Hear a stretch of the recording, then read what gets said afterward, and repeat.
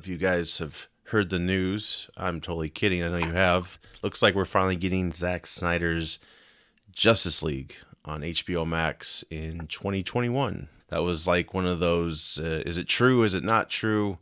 I always had the faith it was true. And, you know, I had a few doubts here and there, but I was pleasantly surprised when they announced they were going to do that. That was something I thought would have been a good idea. It's like, you know, you're launching HBO Max. If this is out there, like, put it on that sucker and you'll get so many people to sign on. So what was your guys' initial thoughts about this when it broke?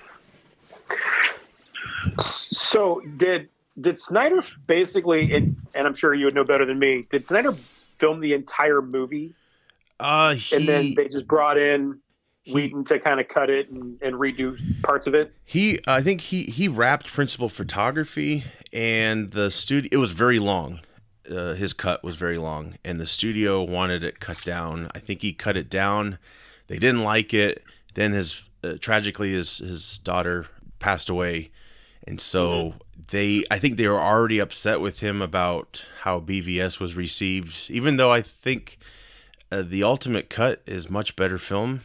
They just were wanted the Marvel formula so badly. So yeah, he left the project, and I think they just took whatever they had. And to be fair to Whedon, they didn't give Whedon a lot of time. They had that release date, and I don't think they ever changed it. So it was like a huge deadline, and so Whedon did what he could do with what we got, which I don't think it was absolutely terrible film. It definitely wasn't like a big epic Avengers like film, It wasn't like a culmination of a get together. Yeah. But yeah, what they're gonna do now is take Snyder's cut, and they're gonna finish visual effects. Initial reports were saying it's gonna cost 20-30 million. Head of HBO, Bob Greenblatt, I believe that's his name. He said he wished it was going to cost that, so it's probably going to be a lot more, probably under 100 million still. But yeah, he said that Zack's vision's still being built, and he's reassembling his production crew to score, edit, and provide visual effects to existing footage he shot. Snyder did want the actors to return for some new shots, but that wasn't greenlit. So you're for sure going to get probably some more voiceover work, because when they film everything, they have fans and all this loud equipment going on, so they usually have to do some ADR, and so that's what they're going to do with that. And it's going to be, Snyder said he hasn't seen the Justice League we got, but he's pretty confident it's not even close to his vision of what he wanted to bring to it. And there's so much. It's gonna be a different film. It's gonna be a completely different film. I mean, yeah, we'll still see some similarities, but yeah, it's gonna be a great experience. I think it'll be better. I'm just pretty much. I'm excited to check it out. I know I've told you this before. I have a lot of trouble trying to sit through. Yeah. The one we did get. I don't think it's a good film at all. Right. I don't like it. It's like a popcorn film, but yeah, I get what you're saying. Yeah. It's not Avengers quality. It's definitely not. But the popcorn's burnt and it doesn't taste good. I'll give you that. I'm really excited to see. Yeah. I'm really excited to see this more out of curiosity than anything else. Mm-hmm. Yeah, absolutely. Yeah, I think it is probably going to be better, but that's not it's not hard to do in my opinion. Yeah, that's true, right? That's true. What did you think, Bill? Did you were you not a fan of Justice League, the Whedon one? So I have not seen Justice League yet. Well, that's probably a good choice, Jonah would say. Reason, many would say. My reason for that is because, like most people, I've been waiting for the Snyder Cut to come out. Yes. I would rather watch a movie once the way it was intended to be seen than watch another Suicide Squad that everything was cut out because of studio involvement. Right. Yeah. Well, they just panicked. The WB just totally panicked. They screwed everything up. I think they were going a pretty cool direction, and they just needed to give him some damn room. And they should have probably waited for him, to deal with the tragedy and his family. Who knows? It might have been a very long wait. Of course, it's been a couple years since that film came out.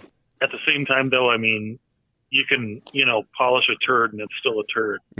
Right. So that's kind of my thought with like most of the DC movies that come out is that one, you can see striking similarities or parallels to the MCU movies. Right. And two, it's like, you're not getting the actual movie that the director wanted because the studio has been so involved in it. Right. That's what pisses me off. Yeah, totally. Whereas like with the animated movies they've been doing have just been phenomenal. Right. And it's been a very small studio. It's been very close-knit group working on it. And they've just been phenomenal. Like Killing Joke was amazing to me. Like that's something that like blew Batman versus Superman out of the water. I think the studios just need to take a step back and let people that are fans of the series actually work on it and do their thing with it. Yeah, absolutely. And, you can look at so many different parallels with that. You can look at The Mandalorian. Yep. The sequel movies were very low received, but you get a director in there who's a huge Star Wars fan who makes it into a huge success. And now this is looked at as the future of the Star Wars franchise. You can do the same thing with DC. You can do it with anything.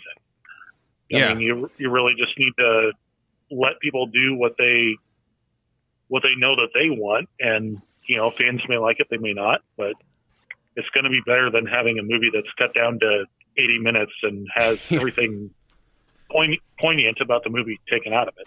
Exactly. Yeah, because we were supposed to get Cyborg. He was supposed to have a lot more to do with the whole story. His mom was going to be like the heart of the film, Snyder said. There is confirmation that Darkseid will be in this version.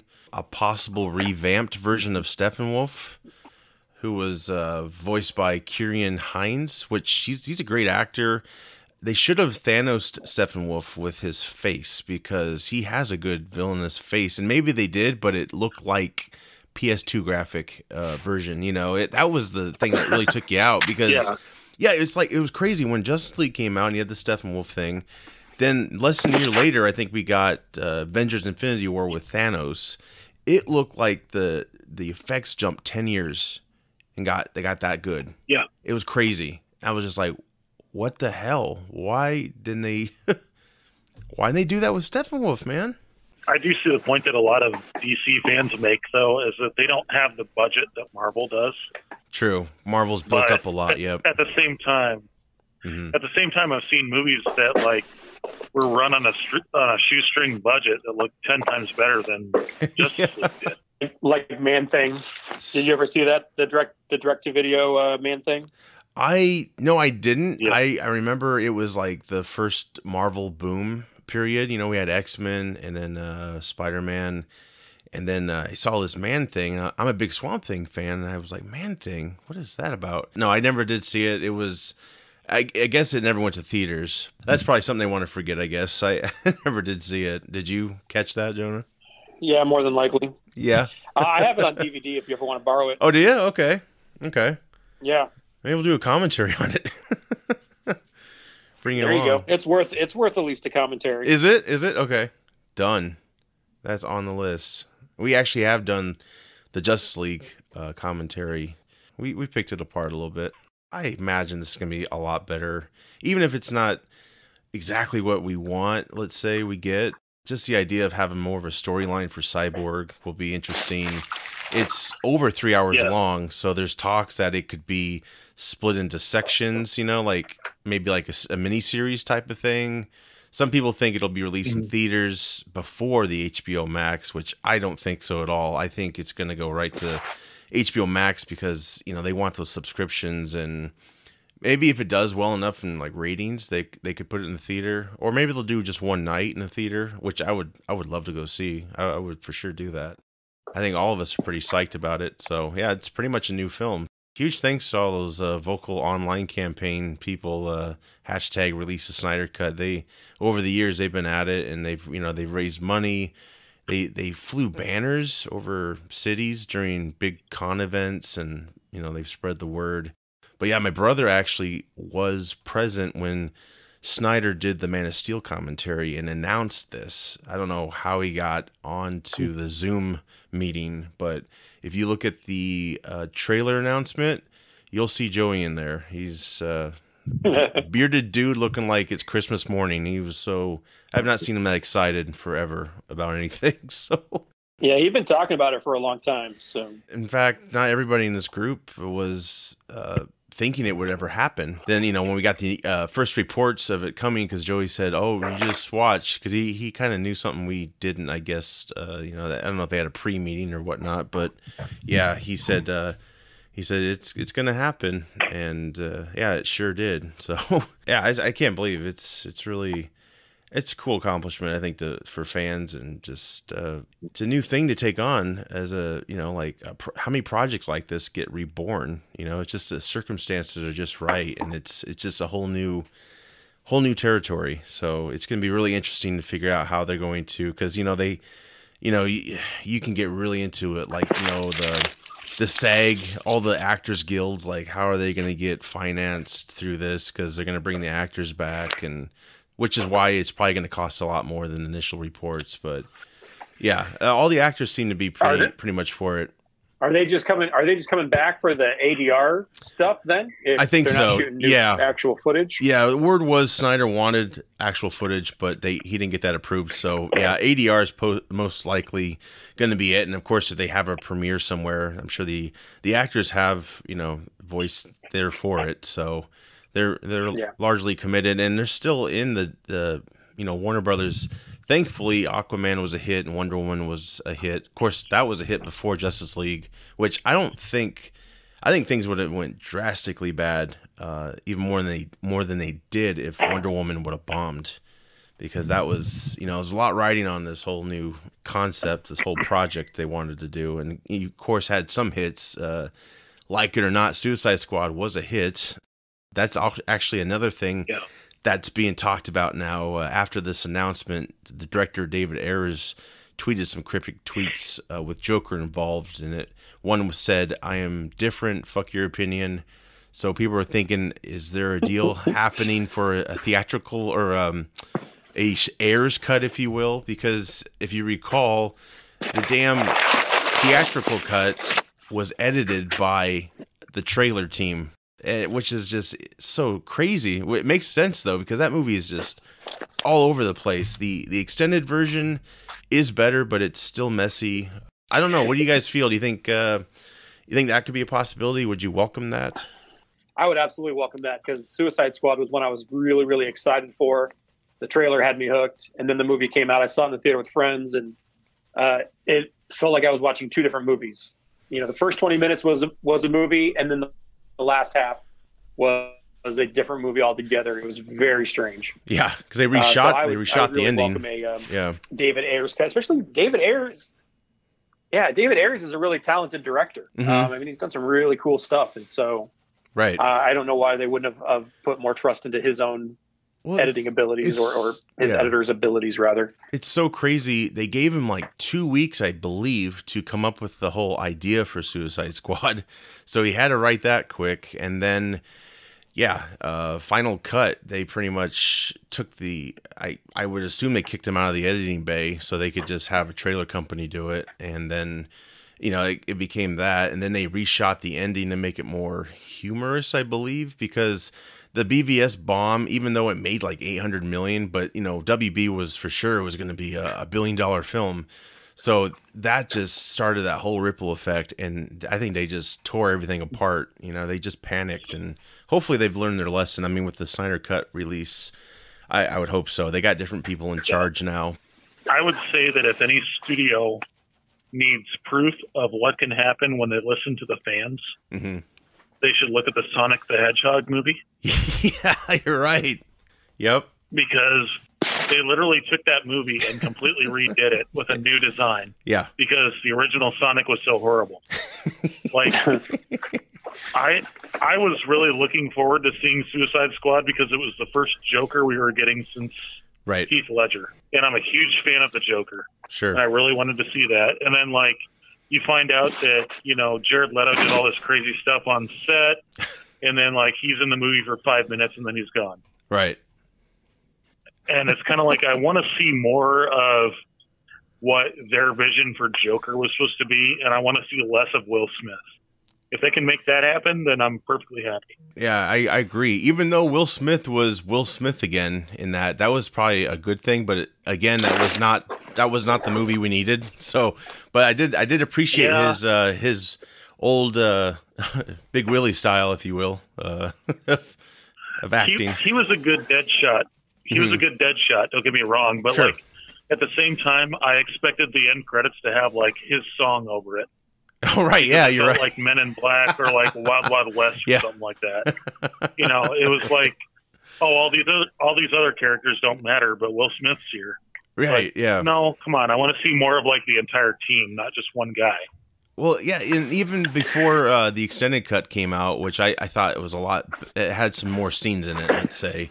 I think made it a little bit better. But I did enjoy the Gotham scenes they had. The alleyways with Batman and Will Smith and his daughter, and then the Joker chase scene, which exactly. I remember them filming that. I'm like, that's going to be so awesome. And it's so quickly mashed together in the film, but from what we get, I mean, that was awesome. He puts that breather on, dives in, and a lot of people don't like this, but I thought, you know, Harley Quinn, she tries to kill you, you know, it's like, she's not like the innocent person. You know, he punches her underwater. I thought that was a cool effect.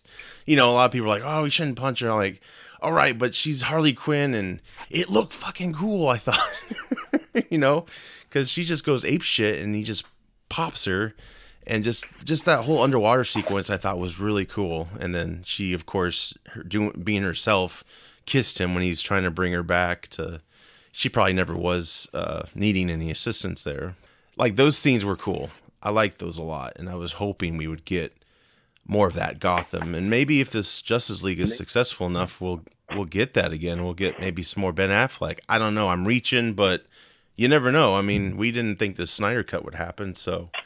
We'll see. But. Yeah, there's a lot of people that talked bad about Ben Affleck being Batman. I actually enjoyed him as Batman. I did too. I thought he was good. I thought he kind of gave me that like Dark Knight Returns vibe from the comics. You know, absolutely. I loved the Fat Bat, Jeremy Irons as Alfred, like all that stuff was great. What'd you think? Do you like Affleck, Batfleck, Jonah? I can't remember if you did or not. No, I am not a Ben Affleck. Oh no! Fan. I like Ben Affleck better when he's behind the camera as a director than any time that he's actually on screen. Really? I don't care for him in general as an actor, but could not get into his Batman. I wanted to. I tried. Yeah. I didn't care for it. Did you like the suit at least? Yeah, I mean the suit. I mean, Batman's suit's classic. I mean, that's the best suit on screen, I think. Yeah, and I think that. It translated really well to the screen. Yeah, more so than a lot of the other ones have in the past. And so he looked really good. He did. I just couldn't get into him as Batman for whatever reason. So the only thing I like Snyder as a director and everything, I think he tends to oversaturate his set pieces. And the reason why I say that is if you look at a more detailed look of the Affleck suit, he's got brass on his toes, on his boots, and he's got brass on his knuckles. And I thought that was really cool. And I don't think we got to see that too much because of the color filter, if you will. Like, even with the Batmobile, that lacked some detail I wanted. There's some behind the scenes where they look at his weaponry. He's got like wood handles on his weapons. It just looks so badass. The design was so cool, and you can only appreciate it by watching that, or if you get like a Hot Toys, if you will. That's my only complaint about Snyder. I think some of that stuff, I like seeing that shit, you know, the details of things and the tech and all that. But you know, it's still cool. That warehouse scene was awesome. Best fight scene, I would say. Yeah. It was like right out of the comic book. So he did some right. I think Cavill's a good Superman. He definitely's got the look. He's just uncanny. He's like a beefed up Christopher Reeves. It's crazy. And you know, I know his was kind of mopey, but I think they were getting there. They were just trying to lay the road, if you will, or however you want to say it. And of course, the Whedon Justice League was a total like from 1 to 11 changing. You know, he was just all of a sudden the Christopher Reeve Superman, and it did not work for me. It just felt very rushed, you know. And I guess you could credit that to coming back to life, but still, I was like, wow, he's cracking jokes and he's having fun, and it doesn't feel right. It doesn't feel earned. Yeah, I think Cavill's a really good actor, and I really like him as Superman, which is funny that I say that because I didn't like Justice League. I never actually saw Batman vs. Superman, and I didn't like Man of Steel either. So I didn't like the movies he's been Superman. Oh, really? in. Okay. Yeah. But that said, I think he's a good Superman. I don't think that those movies in particular were handled the way that, I would have liked to have seen them handled. But he's fantastic in like Mission Impossible Fallout, and I would love a sequel to Man from U.N.C.L.E. Yes, I'm right there with you. Really underrated. I love that film. That is such a good film. Yeah, and it bombed, but man, it was. I remember when that came out. I saw it in the theater. I loved it. Just the whole '60s, and that's one of the reasons why I don't think he can be Bond. Though he's already played Bond, sort of, even though he wasn't like British.